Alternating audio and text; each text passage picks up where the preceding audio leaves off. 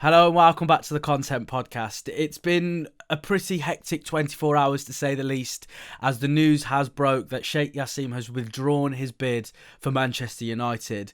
And now I just want to spend a bit of time now talking about not only the Qatari bid, but also what looks like now a straight run for Sir Jim Ratcliffe, and what that bid, or what his successful bid, what it looks like now anyway, will bring to Manchester United, if it brings anything in terms of a positive.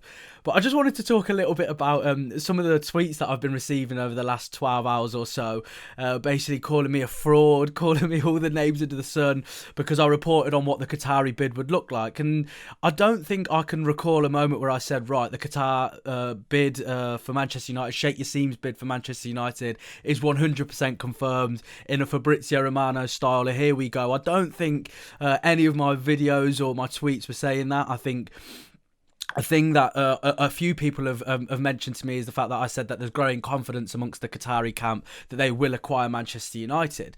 And I still stand by that. There was massive confidence from Sheikh Yassim, especially when you consider the fact that he bid double what Manchester United is actually worth when it comes to the New York Stock Exchange. So if you're bidding double what something's worth, you're going to have confidence.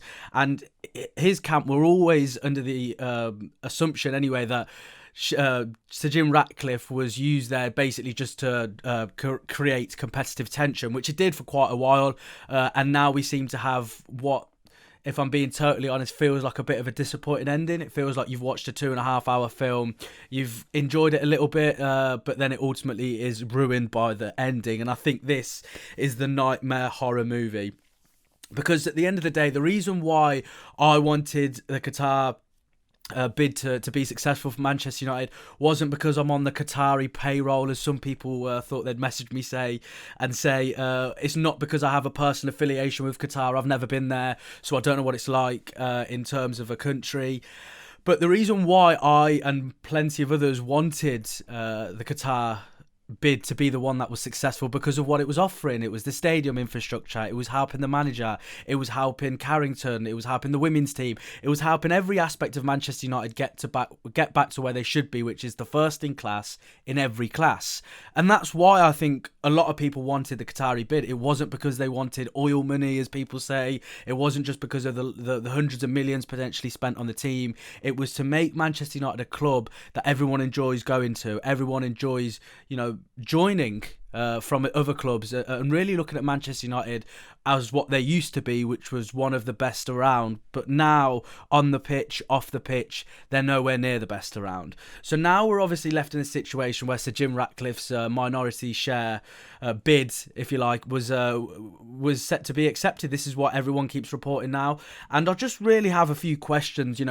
Please help me out in the comments below if you have the answers to these questions, because I've tried to rack my brains and I can't quite understand some of these things. So he's obviously going to bid 25%, isn't he? Or that's how much he wants of the club.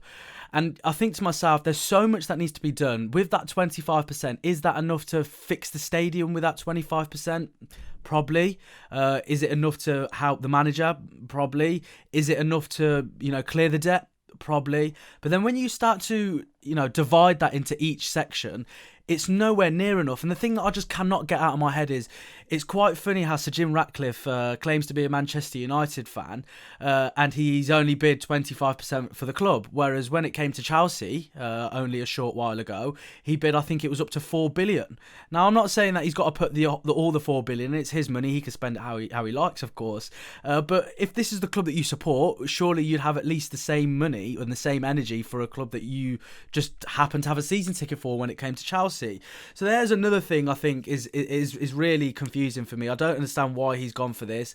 And ultimately, the big issue is the fact that the Glazers are in. And I go back to the Qatar bid, and the reason why it was so lucrative, why it was so alluring to so many Manchester United fans, is because it would mean the end of the Glazer ownership at Manchester United.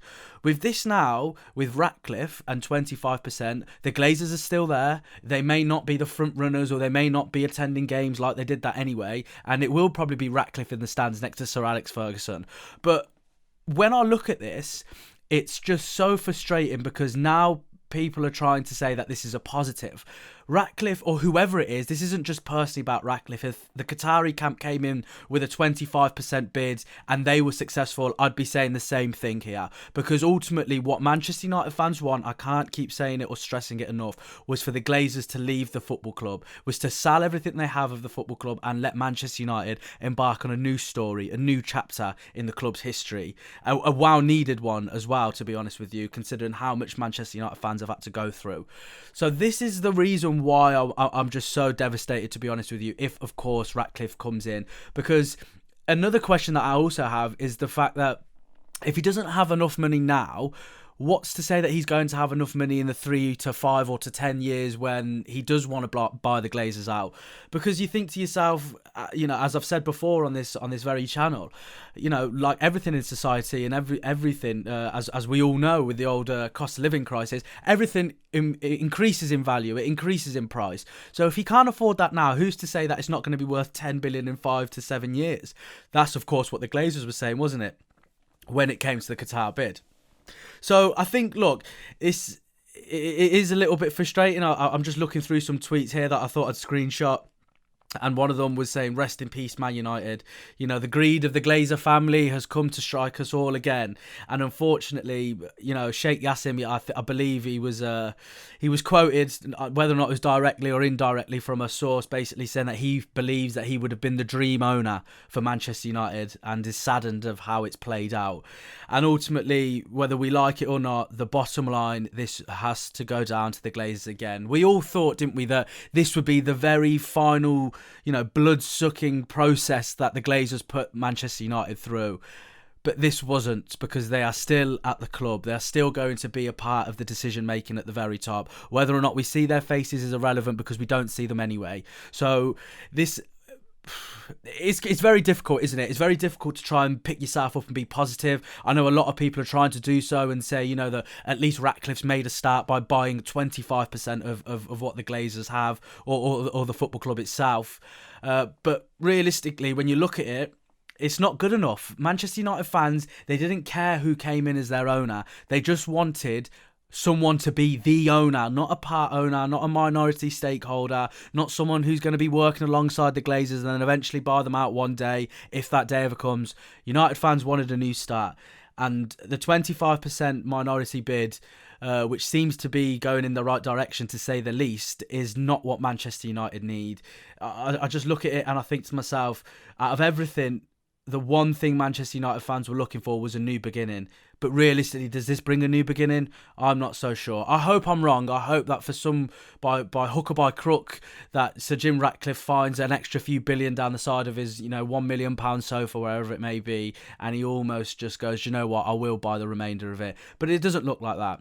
And you also think to yourself, if this money is going to go into the stadium infrastructure, or it's going to be invested into the football team, or, all the things that Man United need, where do the Glazers benefit from this? That's one big question we always need to ask ourselves when it comes to Manchester United, because every single decision that's been made has to be beneficial to the Glazers. And I look at this and I think, if they're going to spend the whole of that 25% on the football operations, and, Ratcliffe's going to really take care of that and spearhead that movement and bring in loads of people that he wants to, then great.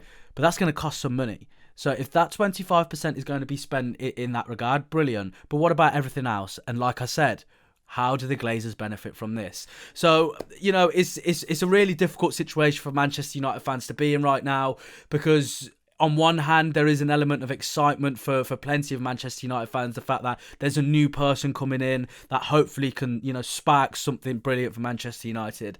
But the state of that club at the moment, on and off the pitch, around the facilities, the training ground, everything about Manchester United right now is rotting, and it's rotting quickly. This needs to be something that, again, Manchester United fans, including myself, are just going to have to sit back and watch it. But I think the most sad thing about the whole of this process is how detached I feel as a Manchester United fan from our football club.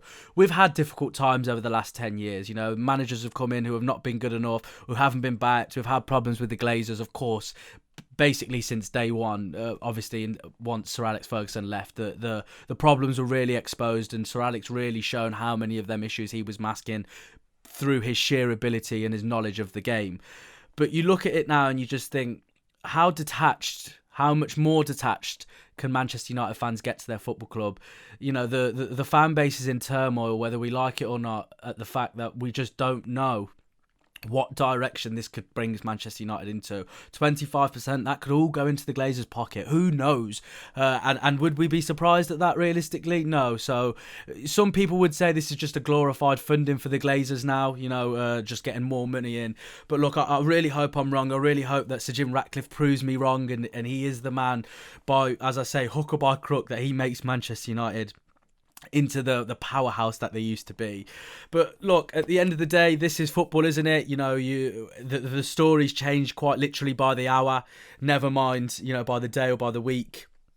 I was told, you know, that we'd get clarity, and I think there was a lot of journalists reporting that we'd get clarity over the next few weeks. I think it's come as a surprise to everyone. The clarity has been obviously dropped on our lap so quickly in the last few days.